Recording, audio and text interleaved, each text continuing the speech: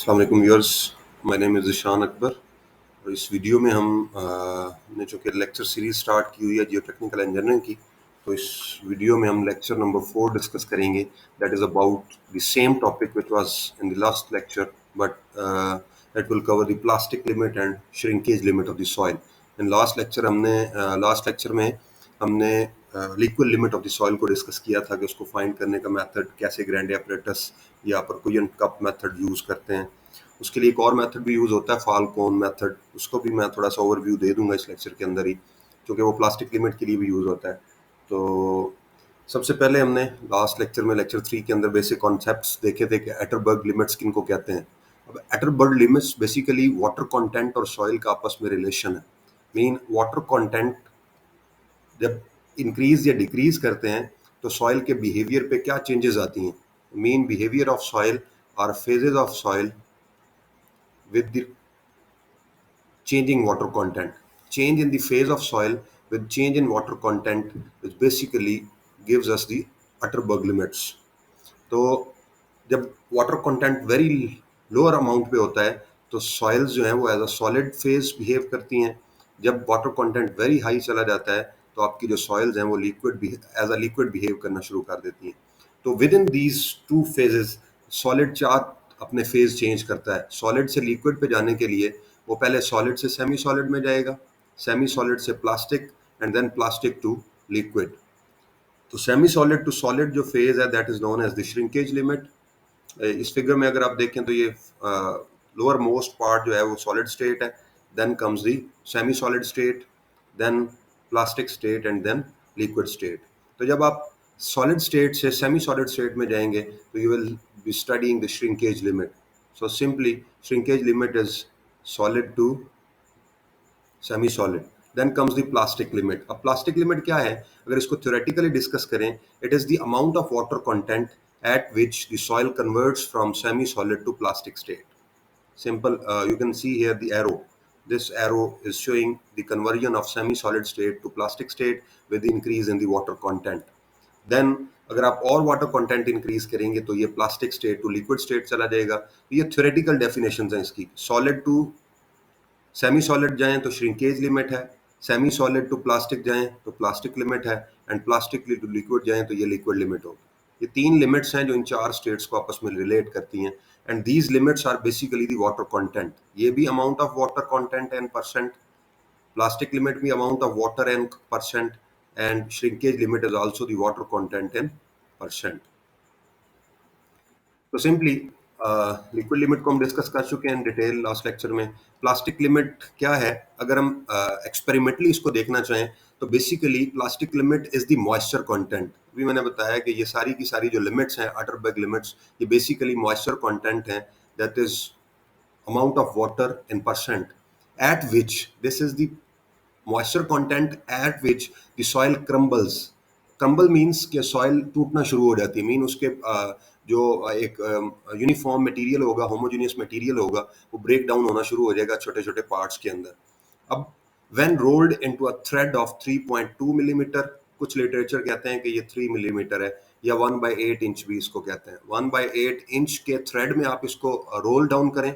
अब इसको roll down करने का प्रोसीजर ये है कि आपने ये सैंपल लेना है, इसके अंदर एक अमाउंट ऑफ वाटर ऐड कर लेनी है, स्पेसिफाइड अमाउंट, और इसका कुछ पार्ट आपने यहाँ से लैदा कर लेना। मतलब इससे आप इसका मॉइस्चर कंटेंट फाइंड करेंगे लैब के अंदर। ओवन ड्राइड मेथड से 24 आवर्स के लिए इसको ओवन में रखेंगे। इसका वेट वेट और फिर ड्राई वेट 24 आवर्स के बाद फाइंड करेंगे। तो आप वेट वेट में से ड्राई वेट माइनस करेंगे और उसको फिर ड्राई वेट पे, उसी सॉइल के ड्राई वेट पे डिवाइड कर देंगे और मल्टीप्लाई बाय 100 करेंगे तो you will get the moisture content. अब एक मॉइस्चर कंटेंट ऐड करेंगे तो हो सकता है सॉइल क्रम्बल ना करे, लेकिन आपने वो मॉइस्चर कंटेंट नोट डाउन कर लेना, W1, then again W2, W3। किसी एक मॉइस्चर कंटेंट पे ये सॉइल क्रम्बल करेगी। अब what does the crumbling mean? Crumble का मतलब है टूटना। तो इस तरह आप रोल डाउन करेंगे।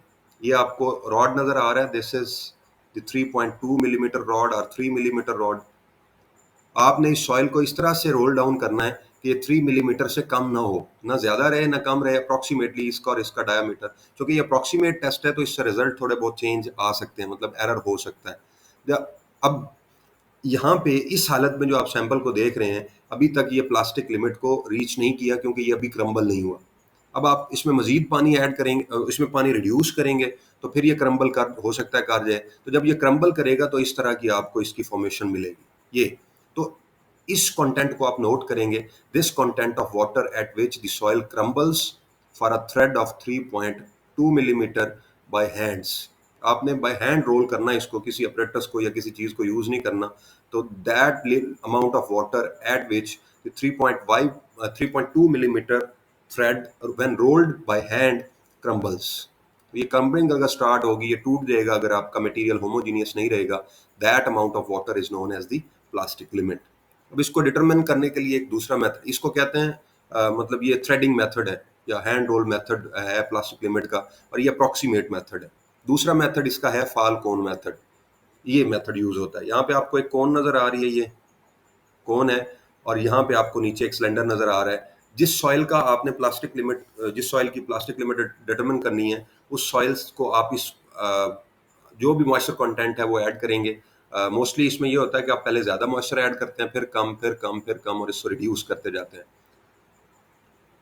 तो आप इस सिलेंडर के अंदर अपनी सॉइल को फिल करेंगे। नेक्स्ट मैंने छोटी सी एक एनिमेटेड वीडियो भी ऐड की है ताकि आपको वहां से समझ आ जाए इसको। तो ये सिलेंडर आप फिल कर लेंगे अपनी मॉइस्ट सॉइल से, और इसको जाके इसके बिल्कुल टॉप पे रिलैक्स कर देंगे। ये सिक्रीव है, इसको टाइट कर दें, ये स्टेबल हो जाएगा अपनी जगह पे, बिल्कुल टॉप पे जाके। उसके बाद आप अपनी इनिशियल पोजीशन इसकी नोट करेंगे कि ये किस पोजीशन पे है, या कितना इसने डिस्टेंस जीरो कितने पे है इसका, मतलब जीरो कैलिब्रेशन 25 मिलीमीटर पे है, 30 पे है, 40 पे है, जीरो पे है, कितने पे है, उसको नोट कर लेंगे। And then you will release this needle और this cone for 5 seconds. 5 seconds के लिए इसको आप रिड्यूस करेंगे। तो फिर आप 5 सेकेंड के बाद इसकी फाइनल वैल्यू, एक इनिशियल वैल्यू आएगी इसकी और एक फाइनल वैल्यू आएगी। तो आपने इनिशियल और फाइनल का डिफरेंस नोट करना है। अब जो सॉइल सैंपल आपने यहाँ रखा है इस कोन के अंदर और इस कप के अंदर, इसको उठाएंगे, उसका मॉइस्चर कंटेंट लैब में फाइंड करेंगे 24 आवर्स के बाद, और यहाँ से आपने 5 सेकंड में डिस्टेंस भी नोट कर लिया है। तो आप मॉइस्चर कंटेंट वर्सेस डी एक ग्राफ ड्रॉ होगा, जैसे प्लास्टिक लिमिट के अंदर हम मॉइस्चर कंटेंट वर्सेस एन में ग्राफ ड्रॉ करते होते हैं। तो सेम इस तरह से ये आप देखें इसका अरेंजमेंट। ये आपका कप है, इसके अंदर सॉइल पड़ी हुई है। 30 डिग्री का आपका ये जो कोन है, इसका एंगल जो है एजेस में, इस यहाँ से जो आपके रेडियाई निकल रहे हैं, तो रेडियल एंगल जो है दैट इज 30 डिग्रीज। ये मैंडेटरी स्टैंडर्ड है। तो जब आप इसको रिलीज करेंगे तो सॉइल यहाँ से स्वेल करेगी और ये कोन जो है ये अंदर मूव करेगी। इस कोन का जो वेट है that is 2.35 Newton for plastic limit. Simply plastic limit का टेस्ट कर रहे हैं तो एक ही डिफरेंस है लिक्विड लिमिट और प्लास्टिक लिमिट में। प्लास्टिक लिमिट के अंदर वेट जो है कोन का 2.35 होता है, और लिक्विड लिमिट में जाएं तो इसका वेट समवट 1 पॉइंट समथिंग है। मीन वो 80 ग्राम फोर्स होती है, 80 ग्राम। उसको 9.81 से डिवाइड कर लें तो आपके पास न्यूटन में वेट आ जाता है अप्रोक्सीमेटली इतना। 9.81 बाई 1000, 9.81 से मल्टीप्लाई करेंगे और 1000 से डिवाइड करेंगे। तो 2.35 न्यूटन आपको वेट इस पिन का रिक्वायर्ड है, इस कोन का रिक्वायर्ड है जब आप प्लास्टिक लिमिट टेस्ट कर रहे हैं। लेकिन जब आप लिक्विड लिमिट टेस्ट करेंगे सेम प्रोसीजर रहेगा, वाटर कंटेंट चेंज करते जाएंगे, लेकिन आपने यहाँ जो कोन इस्तेमाल करनी है, जो कोन यूज करेंगे, इस कोन का जो वेट है, ये एंगल 30 ही होगा, but weight will be lesser than 2.3, that is nearly 1.2 और समथिंग लाइक दिस।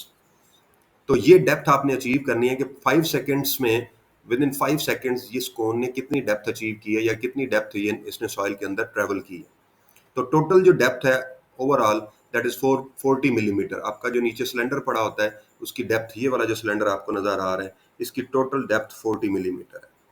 अगर इसको आप वीडियो से समझना चाहें तो इसको समझ सकते हैं। ये डी आपने नोट करना है। For every moisture content W1 you will note the D1, for W2 you will note D2, for W3 you will note D3। तो ये तीन वैल्यूज एनफ हैं आपको ग्राफ ड्रॉ करने के लिए।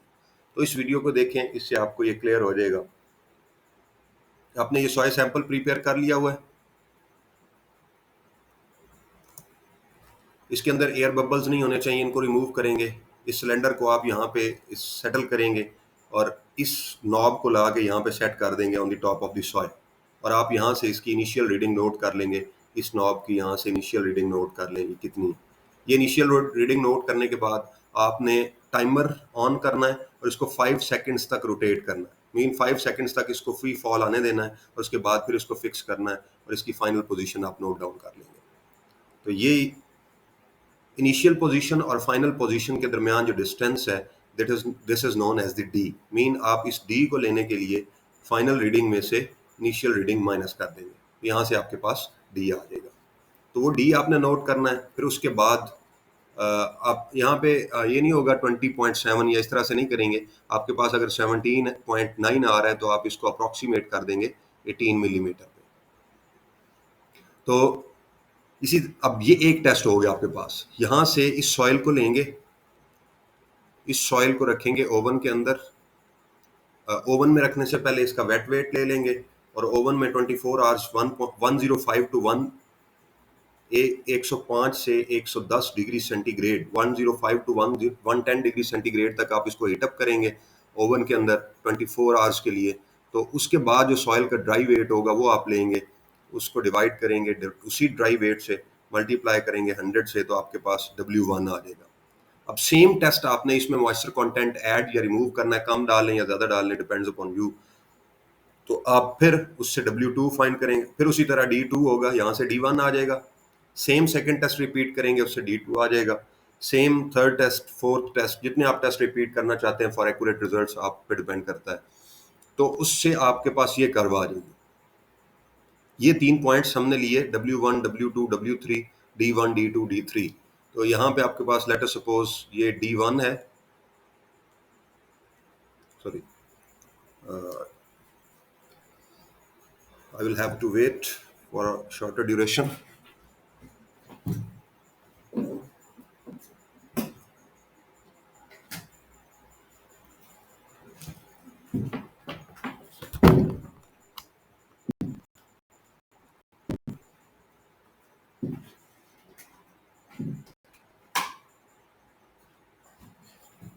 Yes, sorry for the inconvenience. यहाँ पे अब ये इस पॉइंट को इंडिकेट करेंगे, this point is known as the D1, W1। इसकी जो डेप्थ थी वो जो अचीव की वो आपकी कोन ने, दैट वाज D1 और वाटर कंटेंट इसका W1 था।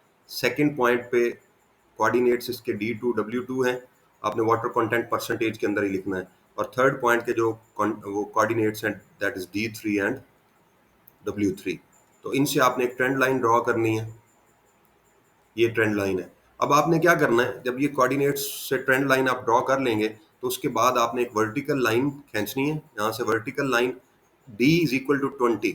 जैसे हमने लिक्विड लिमिट में पढ़ा था कि आपके पास एक कर्व आती है और 25 ब्लोज रेफरेंस है आपका यहाँ से, और फिर हॉरिजॉन्टली जाते हैं तो वाटर कंटेंट देखते हैं कि कितना है, that is known as the liquid limit. In the same way आपकी 20 मिलीमीटर की जो पंचिंग है, मतलब इसका जो 20 मीटर कोन पेनिट्रेशन है, उसके अगेंस्ट जो वाटर कंटेंट होता है that is known as the plastic limit.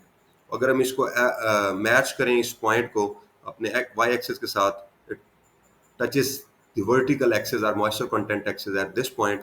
This is approximately 56%. So your plastic limit is 66% for this sample. अगर आप इसी पे लिक्विड लिमिट का टेस्ट करना चाहते हैं तो ये जो कोन है, ये कोन सिर्फ इस कोन को चेंज करेंगे and this cone will have a weight of 0.78। जो कोन आपने देखी ये वाली 0.78 न्यूटन इसका वेट होगा।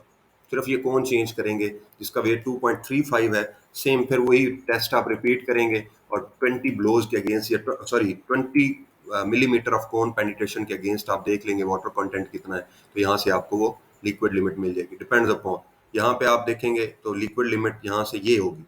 अगर ये कर्व हमारी लिक्विड लिमिट के लिए बनती है तो यहाँ से हम देखेंगे आपके सैंपल की जो लिक्विड लिमिट है दैट इज अप्रॉक्सीमेटली 67%।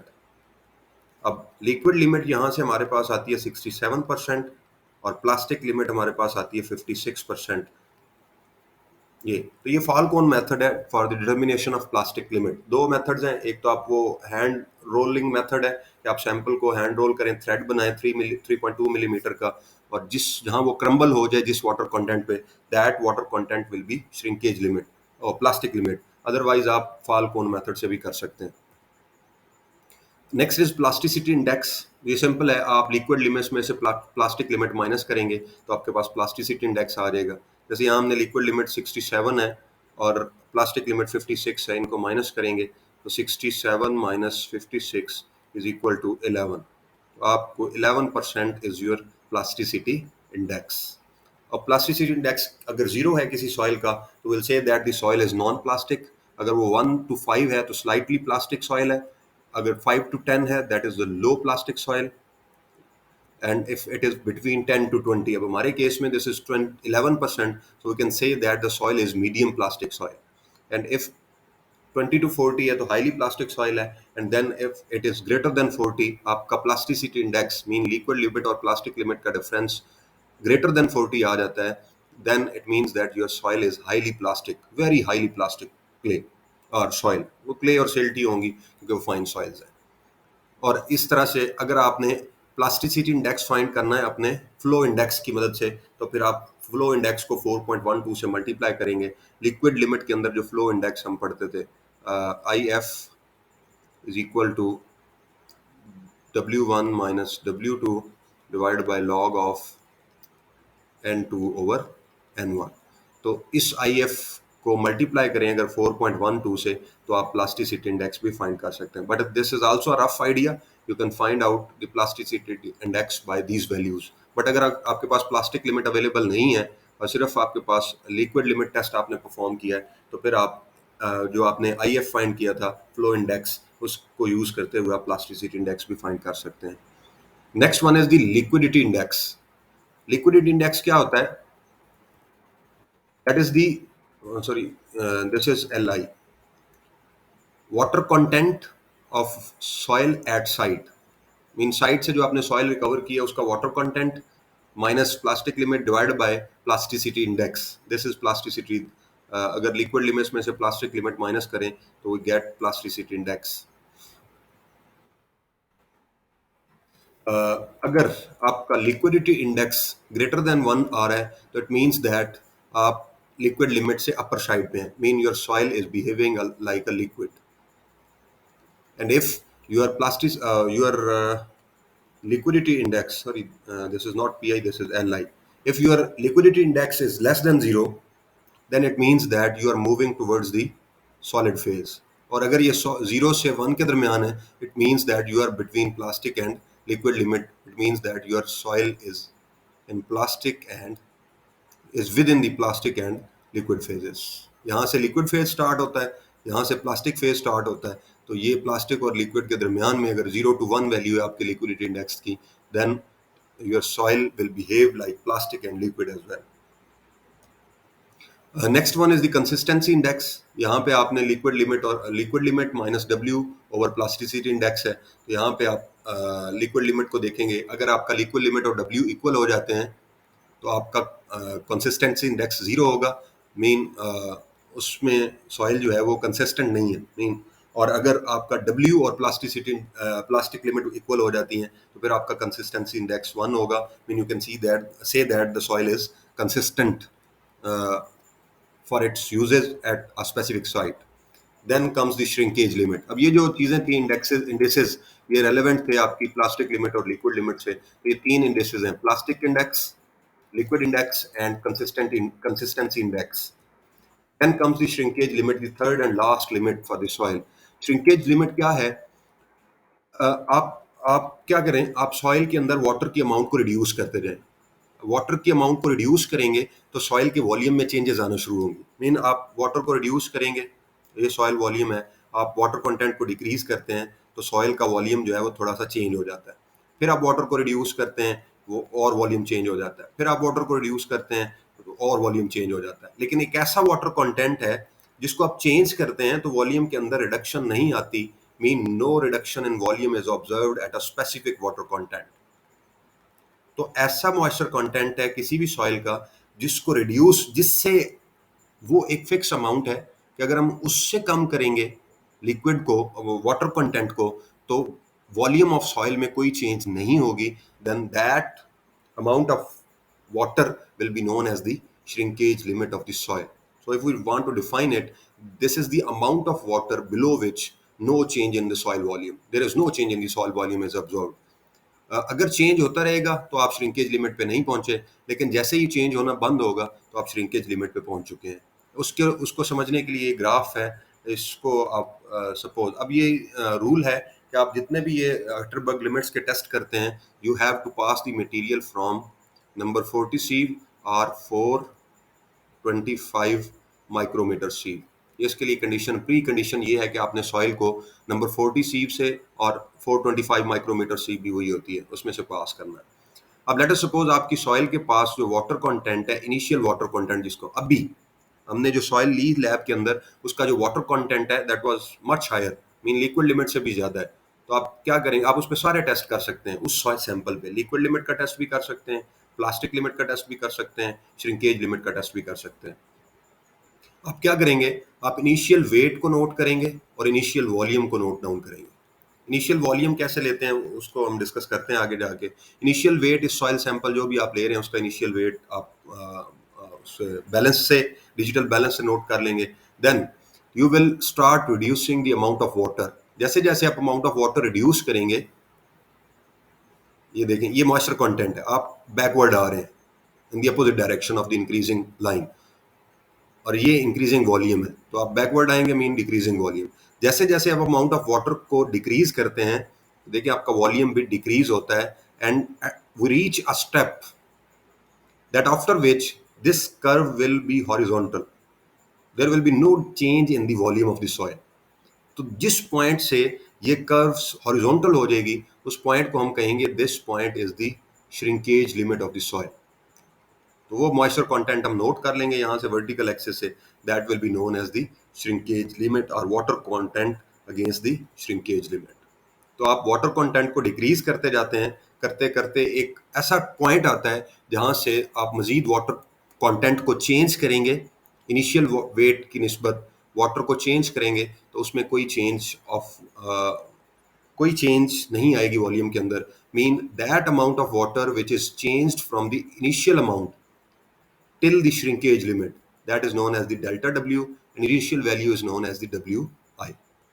अगर हम फॉर्मूला लिखना चाहें श्रिंकेज लिमिट का, that is the Wi initial water content minus delta W, that is change in the water content from initial point, initial water content to the shrinkage limit, ये वाली value. तो initial water content find करने का formula क्या है, wet weight minus dry weight, simple M1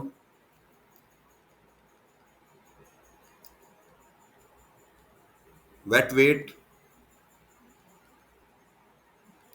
of soil sample है, and M2 is the oven dried weight of the sample है। कि आप जब एक्सपेरिमेंट कर लेंगे, उसका वॉल्यूम चेंज चेक कर लेंगे, तो फिर आप देखेंगे, मीन सिंपली ये कि आप ओवन ड्राई करेंगे तो आपको फील होगा कि वॉल्यूम चेंज हुआ है नहीं हुआ, श्रिंक हुआ है सैंपल या नहीं हुआ। क्योंकि ये श्रिंकेज लिमिट है, तो श्रिंक से है, श्रिंक का मतलब होता है रिड्यूस होना। तो जब भी आप वाटर उसमें से कुछ ना कुछ डिक्रीज करेंगे तो सॉइल श्रिंक होने की कोशिश करेगी, लेकिन एक ऐसी वैल्यू आएगी कि आप उससे अगर पानी रिड्यूस, वाटर कंटेंट को रिड्यूस करेंगे, तो आपका सॉइल जो है, आपका सॉइल सैंपल जो है वो श्रिंक नहीं करेगा।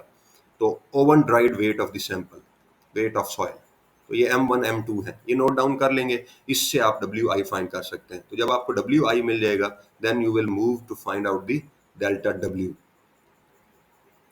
तो ये यहाँ पे देखें, M1 है आपका मैस ऑफ द सॉइल, इसको आप पैट भी कहते हैं, सॉइल पैट, जैसे लिक्विड लिमिट के अंदर कैसे ग्रैंडे में आप सॉइल पैट रखते हैं। तो इसका वॉल्यूम इनिशियल Vi है और इसका मैस M1 है। जब आप इसे ओवन ड्राई करेंगे तो इसका final volume will be Vf and its final mass will be M2। अब Vi तो हम फाइंड कर सकते हैं कि इसको रिप्लेस कर दें सारी सॉइल को और वाटर के साथ, तो उससे आप Vi फाइंड कर लेंगे, इनिशियल वॉल्यूम, मैस भी फाइंड कर लेंगे, यहाँ M2 भी फाइंड कर सकते हैं, but we can not determine the Vf क्योंकि ड्राइड है, इसमें डायरेक्टली पानी भी ऐड नहीं कर सकते हैं। पानी ऐड करेंगे तो ये फिर मॉइस्ट हो जाएगा, तो वॉल्यूम इंक्रीज हो सकता है। तो फिर हम क्या करेंगे, हम सिंपली किसी ऐसी चीज़ की हेल्प लेंगे Vf फाइंड करने के लिए जो इसको मॉइस्ट ना करे, इस सॉइल को मॉइस्चर ना दे, मीन वॉल्यूम इंक्रीज ना हो, ताकि हम एग्जैक्टली वॉल्यूम Vf फाइंड कर लें। देन जो डेल्टा W फाइंड करने का, देखिए हमारे पास Wi है, इनिशियल वाटर कंटेंट हमने ले लिया, M1 M2 ये अवेलेबल है हमारे पास। We will write this is determined in lab.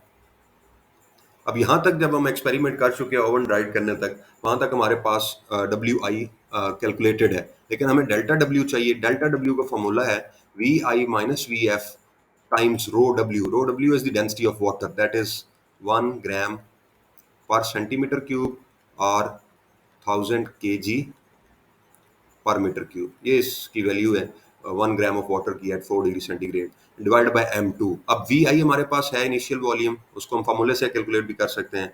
M2 ये हमारे पास स्लैब से है, dry wait of the soil है।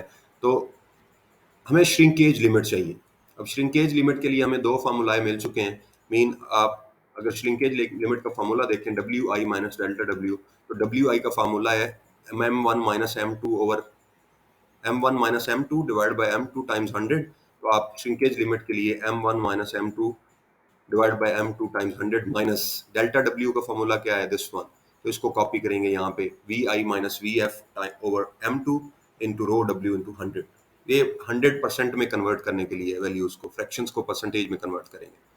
अब वी आई क्या है, आपने क्या करना है, आपने देखना है कि वो जो डिश, जिस डिश के अंदर ये जो डिश है, इसको जब आप खाली करेंगे या सैंपल को ओवन में रखेंगे, तो आप इसको फिल करेंगे वहां तक जहां तक सॉइल फिल, मतलब कंप्लीटली फिल कर लें इसको वाटर के साथ। तो आप देखेंगे कि वाटर का कितना मैस इसको फिल करने के लिए यूज हुआ है, उस मैस को आप डिवाइड कर देंगे डेंसिटी ऑफ वाटर से, तो आपके पास वॉल्यूम आ जाएगा। उस सॉइल ने जितना वॉल्यूम उस पैट में या उस फ्लास्क के अंदर या उस सिलेंडर के अंदर लिया हुआ था, जब वो वॉल्यूम आ जाएगा, mean this is also determined. दो चीजें डिटरमाइन हो चुकी हैं। मीन आपने ये सारी का सारा फैक्टर भी डिटरमाइन कर लिया हुआ है और ये वी आई भी डिटरमाइन कर लिया है। रो डब्ल्यू हमें नोन है, तो वी एफ हमने फाइंड करना है, M2 भी हमें पता है। तो वी एफ फाइंड करने के लिए हमें कुछ प्रोसीजर है जो इंक्रीज करने पड़ेंगे। तो आप क्या करेंगे, आप ये जो ओवन ड्राइड सॉइल है, ये वाला जो सैंपल है, इसको वैक्स के साथ कोलैप्स करेंगे। मीन इसको वैक्स के साथ कवर कर देंगे। ये जो साइडें खाली हैं, इसके अंदर वैक्स ऐड कर देंगे। क्योंकि जो वैक्स है उसके अंदर वाटर नहीं होता, तो वाटर नहीं होगा तो इसका मतलब ये सैंपल वेट नहीं होगा, तो इससे इसकी वॉल्यूम इंक्रीमेंट के चांसेस नहीं है। तो आप इसको वैक्स, नॉन स्पेसिफिक ग्रेविटी की वैक्स होगी। Specific gravity of wax should be known. जो भी आप वैक्स यूज करेंगे इस सॉइल को कवर करने के लिए, ताकि ये भर जाए, इसको सारी एम्प्टी स्पेसेस जो हैं उसको कवर कर दें, तो वैक्स की स्पेसिफिक ग्रेविटी आपको पता हो। फिर आप क्या करेंगे, जो आपने वैक्स और सॉइल ली है उसका आपने ड्राई वेट कर लेना, क्योंकि आपकी जो वेट, आपकी जो सॉइल है वो ड्राई है। इस कंडीशन में जो सॉइल है ये ओवन ड्राइड है। ड्राइड सॉइल प्लस वैक्स, उसका वेट लेंगे, that will be denoted by M3। Then क्या करेंगे, एयर के अंदर, एयर का मतलब यही है कि आपने सिंपली उसका वेट लेना है। Then M4 will be the dry soil pat plus wax in water. आप उस वैक्स और सॉइल पैट को उठा के वाटर में रखेंगे, तो वाटर में उसका बॉइंट वेट जिसको हम कहते हैं वो लेंगे आप। बॉइंट मैस ले लेंगे कि वाटर की रिपल्जन की वजह से वो है। और दूसरा M5 एक मैस होगा हमारे पास, that is the mass of water displaced by the dry soil. अब ये भी आप बैलेंस से नोट करेंगे, ये भी आप बैलेंस से नोट करेंगे। M5 को आप कैलकुलेट कर सकते हैं। सिंपली क्या होगा M5, that is M3 air के अंदर वेट माइनस वाटर के अंदर वेट, तो ये आपको डिस्प्लेस वाटर का वेट मिल जाएगा। तो ये तीन मैसेज आपने एडिशनल फाइंड करने हैं, M3, M4 एंड M5। ये क्या होगा, आप ड्राई सॉइल प्लस वैक्स इसको लेंगे और इसका वेट कर लेंगे अपने बैलेंस के ऊपर। देन ये जो M4 है, इसके लिए आपने वही ड्राई सॉइल प्लस वैक्स जो आपने उसके साथ कवरिंग की है वैक्स के साथ सॉइल की, उसको लेंगे और आप वाटर के अंदर इसको पुट करेंगे, बॉयंट यूनिट वेट जैसे लेते हैं।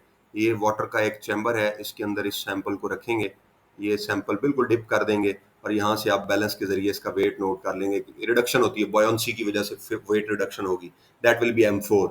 फिर आप इस M3 में से M4 को माइनस करेंगे, ऑटोमेटिकली M4 लेस होगा। बॉयंट यूनिट वेट हमेशा कम होता है as compare to original weight. Air में जो वेट होता है वो वाटर में वेट की निस्बत कम होता है, क्योंकि वाटर की डेंसिटी ज्यादा है। M3, M4 एंड M5 हमारे पास आ गए। Then we will have to find VFWX, final volume of wax. वो कितना होगा, weight of the displaced water by dry soil and wax, M5। जो वेट है डिस्प्लेस वाटर का due to dry soil and wax, जब आप इसको dip करेंगे तो पानी डिस्प्लेस होगा अपनी जगह छोड़ के, तो ये यहाँ से इंक्रीज होना शुरू हो जाएगा। तो वो कितना वेट पानी का डिस्प्लेस हुआ है, that is m5 and divide by the rho W, density of the water. तो m5 आप ग्राम में यूज करेंगे और रो डब्ल्यू ग्राम पर सेंटीमीटर क्यूब में, तो सिंपली जितना m5 होगा उतना ही आपके पास VFX आ जाएगा। मीन अगर आपके पास ये 1 ग्राम है तो आपके पास VFWX जो है वो 1 सेंटीमीटर क्यूब आ जाएगा, क्योंकि रो डब्ल्यू है 1 इक्वल टू 1 होती है। फिर आप m6 फाइंड करेंगे। m6 क्या है, this is the weight of wax. अब वैक्स कितनी है, m3, what is m3? m3 है dry soil pad plus wax का वेट। तो आपने कितनी वैक्स इंड्यूस की है, दैट विल बी ड्राई, ये टोटल m3 जो सॉइल। अब m3 क्या है, m3 is equal to soil plus wax, और m2 क्या है, that is the soil, dry soil. और यहाँ पे m3 में ये सॉइल भी ड्राई है जिसकी आपने वैक्सिंग की है। तो आपको एक ऐसा वेट लेना है जो वैक्स का वेट है। तो सॉइल प्लस वैक्स में से सॉइल माइनस करें, तो हम अगर इसको लिखें soil plus wax minus soil, mean m3 minus m2, तो सॉइल से सॉइल का वेट माइनस हो जाएगा and m6 will be equal to the weight of wax या mass of wax. तो m6 is the mass of wax, that will be equal to m3 minus m2। अब arrangement में सारे message m1 m2 m3 m4 m5 and m6 पहले calculate कर लें, उसके बाद आप वॉल्यूम्स कैलकुलेट कर लें। जब ये आपके पास m6 आ जाएगा तो इससे आप वैक्स का वॉल्यूम निकाल सकते हैं, वॉल्यूम ऑफ वैक्स। ये है final volume of wax and this is the normal volume of wax जो आपने यूज किया है। तो उसमें आपको m6 divide by the specific gravity of wax times rho W. Last slide में मैंने बताया है कि आपके पास specific gravity of the wax जो आप यूज करेंगे वैक्सिंग के लिए, वो उसकी स्पेसिफिक ग्रेविटी आपको पता होनी चाहिए। तो लैब्स के अंदर जो भी मटेरियल्स होते हैं उनकी स्पेसिफिकेशंस पता होती हैं। आप यहाँ पे rho density of water use करेंगे, m6 mass in grams, GW use करेंगे जो भी आपका उसका स्पेसिफिक ग्रेविटी होगी वैक्स की। देन VF चाहिए हमें, तो VFWX में से आप जब VWX माइनस करेंगे तो आपके पास VF आ जाएगा। अब देखिए फार्मूले में अगर जाएं, इस फार्मूले में तो हमें सिर्फ VF अननोन था। इसको डिटरमिन करने के लिए हमें ये सारी m3 m4 m5 और m6 निकालने पड़े हैं, बाकी चीज़ें सारी नोन है। तो आप VF निकालने के लिए VFWX में से VWX माइनस करेंगे, मीन ये अगर 10 है तो ये 3 है, आपके पास 7 centimetre cube final volume of the PAT आज सॉइल पैट आ जाएगा जो रिडक्शन इन वॉल्यूम थी। फिर आप क्या करेंगे, उस ये जो चीज़ें आपके पास आ चुकी हैं इन सारी चीज़ों को आपने पुट करना है श्रिंकेज लिमिट के फार्मूले में। अब श्रिंकेज लिमिट का फार्मूला क्या है, m1 minus m2 over m2 into 100 for percentage, vi minus vf over m2 into rho w times 100। Row W को ना भी लिखें, 1 ग्राम पर सेंटीमीटर क्यूब होता है, मे बी इसके अलावा कोई और भी वैल्यू हो सकती है depending upon the conditions in the lab. तो आपके पास m1 नोन है ड्राई वेट सॉइल का वेट, m2 ड्राई सॉइल का वेट है, m2 ड्राई सॉइल वेट है, इनिशियल वॉल्यूम वो आपने फाइंड कर लिया था, फाइनल वॉल्यूम ये हमने यहाँ से फाइंड कर लिया है by the use of different message. m2 हमें नोन है, रो डब्ल्यू हमें नोन है। अगर ये सारी चीज़ें हमें नोन है तो उसके बाद हम shrinkage limit in lab find out कर सकते हैं। इसके लिए एक ही टेस्ट हमें रिक्वायर्ड होगा, ज़्यादा टेस्ट करने की ज़रूरत नहीं है, ताकि हम m2 m1 फाइंड कर लें और वैक्सिंग भी हमें रिक्वायर्ड होगी। उसके बाद श्रिंकेज रेशो आती है। श्रिंकेज रेशो फाइंड करने के लिए आप m2 dry mass of the soil, जो आपका सॉइल पैट है उसका ड्राई मैस कितना है, divide by the final volume into unit weight of water, density of water, sorry, density of water is 1 gram per centimeter cube at 4 degree centigrade। इसको use करेंगे। then you can also determine the specific gravity of the soil by using shrinkage limit and shrinkage ratio। this is known as the shrinkage ratio। इसमें आप shrinkage ratio की percentage में value और जो value यहाँ से sorry आएगी, जो भी वैल्यू होगी वो परसेंट नहीं होगी, वो वैल्यू होगी depending upon the mass, volume and density. और यहाँ पे आप श्रिंकेज लिमिट परसेंटेज में पुट करेंगे तो आपके पास specific gravity of the soil आ जाएगी। Then you can find out the volumetric shrinkage and then the linear shrinkage. ये फाइंड कर सकते हैं। ये चीज़ें क्लासिफाई करने के लिए यूज़ होती हैं, shrinkage ratio, specific gravity, volumetric shrinkage and linear shrinkage. ये सॉइल को क्लासिफाई करने के लिए यूज़ होती हैं। तो अगर आपके पास श्रिंकेज लिमिट और shrinkage ratio, shrinkage limit and shrinkage ratio हैं, तो फिर आप ये GS, VS and LS find कर सकते हैं। तो उसके लिए आपको 4 चीज़ें रिक्वायर्ड होती हैं, M1, M2, VI and VF। तो आप श्रिंकेज लिमिट फाइंड करते हैं, उस श्रिंकेज लिमिट से आप फिर SR फाइंड कर सकते हैं, उससे आप GS फाइंड कर सकते हैं, VS फाइंड कर सकते हैं अगर आपको water content of the soil given है, एंड LS फाइंड कर सकते हैं, लीनियर श्रिंकेज। तो ये एक एग्जांपल प्रॉब्लम है, मैंने सिर्फ इसको क्लैरिटी के लिए यहाँ ऐड किया है। Initial volume of the soil sample, ये श्रिंकेज लिमिट टेस्ट का डाटा गिवन है आपको। Initial volume of the soil sample VI is given. Final volume of the soil sample automatically, अगर आप ये नहीं बताया हुआ कि फाइनल इनिशियल कौन सा है, तो always greater value will be the initial value, क्योंकि आपने वाटर रिड्यूस करना है, इंक्रीज करके ये पता नहीं चलेगा आपको।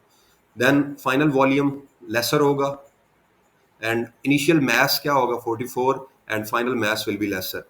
सेम, इनिशियल मास ज़्यादा होगा क्योंकि उसमें वाटर कंटेंट ज़्यादा है, तो ऑटोमेटिकली इनिशियल मास ज़्यादा होगा।